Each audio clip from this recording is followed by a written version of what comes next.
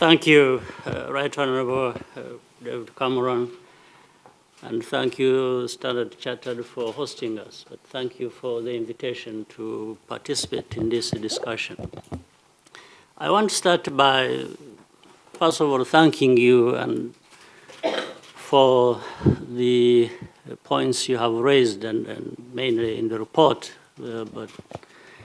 And I want to associate myself very much with the views you have expressed, and right from experience, as you have just said. Let me again add that fragility that is being talked about of states, to a large measure, is to be located in politics.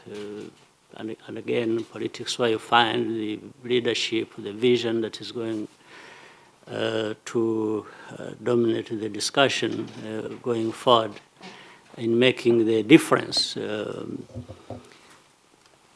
From what you have just raised, starting with the partnership we had with the United Kingdom during your time and before that, and the partnership that was forged became successful, and Rwanda made good progress on the basis exactly of some of the points you have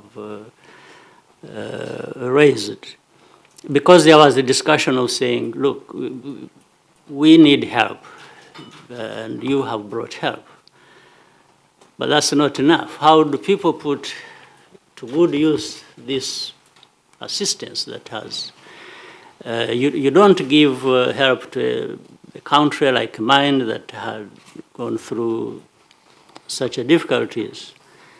Either you don't come and be the one to run the country with the help you have brought, or you just don't keep putting money into the country without thinking about how is it being put to good use and who is doing that.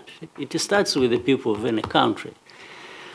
But that's not going to be always the case or successful in every situation. It depends, therefore, the difference then between resilience and fragility is this quality of politics that is at play in any country, whether they are mindful about accountability, about producing results and doing whatever they are supposed to be doing the right way, and creating a buy-in for the people of the country, and also making sure that they participate and benefit at the same time without exclusion. Otherwise, then the state of fragility of one kind will lead to another, and you have a continuation of that if that is not checked, if people are not participating, if they are not benefiting, if there is no conversation going on about what needs to happen. So, fortunately, United Kingdom was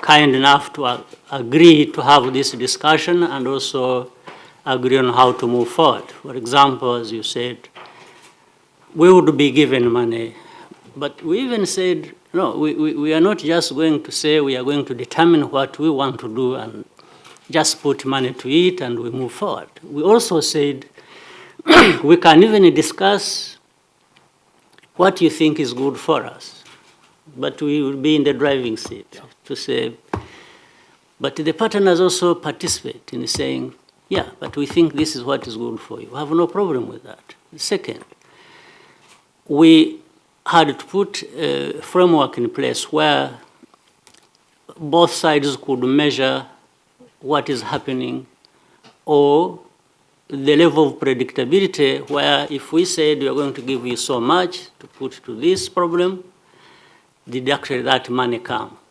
Or did it come in time? Or is it the money that was agreed that actually came? Because it affects the planning process. And therefore, on our side, we would be responsible for showing the results of saying, yes, we agreed we should, if it is education, the goals were these, and we had promised we would put children to school, we had to build the schools, the health clinics, and train healthcare providers, and so on and so forth. And we would, on our side, be able to account for that and show that the money that was given to us actually produced this. In fact, we even agreed to say, let's have a third party, an independent third party, who would come and do the audit. Did the UK, as a partner, provide the support that they promised to provide, and did they do that in time on the right amounts? And then did Rwanda actually do what it promised or agreed with a partner like UK and said, this is what we're going to do? Did Rwanda actually do it? So, and we were able to, in a cycle of 3 years, to be able actually to measure this progress.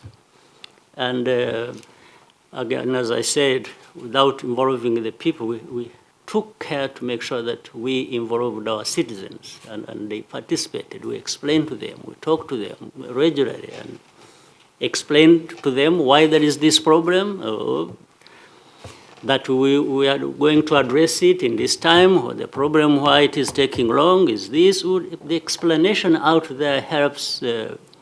Of course, you can see in our situation the divisions were so deep. I don't think of any situation at one point was as fragile as ours. If you look at back 1994 to say 99, really, or to 2000, these 6 years were extremely fragile. But the story of Rwanda, in my view, which I would share with you, is that it proves that fragility is not, or need not be, a permanent state. It means problems underlying fragility of any state can actually be resolved. But again, it takes the kinds of politics that you bring into play. And again, fragility, we have also discovered with time, can happen with small or big states. Sometimes, or many times, with poor as well as rich, or wealthy countries or states, and so on and so forth. It doesn't, or even as, again, a very important point you made, we've also seen that fragility can be with countries that are said to be multi-party states or constrained democracies in some places. So it works across different types of politics you have in place until the quality of it, the involvement of people, the inclusion. And of course, this is how fragility affects also growth. If there is fragility in any situation, then there is insecurity, there is lack of confidence, and therefore it affects the economies. And that's how, for example, I'm happy to tell you that for us, in the last 18 years, we have actually seen growth. If you look at the average between 7 and 8% every year for those years. It's because of also the work we are doing with the politics and how we are bringing the country together and everybody participating. It helped and there was confidence. The people could see ahead and understand where we are going. And with that comes the growth and inclusive growth and security and stability, and that's what we have had. And thank you for allowing me to participate with you.